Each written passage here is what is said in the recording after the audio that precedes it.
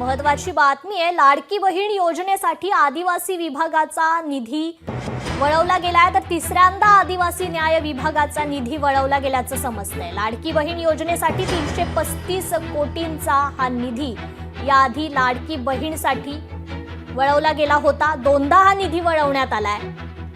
आदिवासी विभागाचा निधी आता हा तिसऱ्यांदा वळवला गेलाय। लाडकी बहीण योजनेसाठी तिसऱ्यांदा आदिवासी विभागातून निधी देण्यात येणार आहे।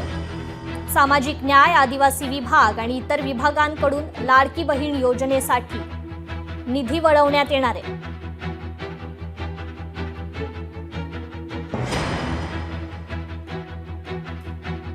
तर याआधी लाडकी बहीणसाठी दोनदा निधी वळवण्यात आला होता आणि आता पुन्हा तिसऱ्या वेळी हा निधी वळवला गेलाय।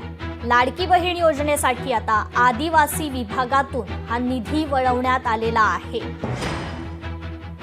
तर आता तिसऱ्यांदा हा निधी वळवला गेल्याचं समजतंय। याआधीही दोनदा हा निधी वळवण्यात आला होता। लोकशाही मराठी ऐका, पहा, जागरूक रहा।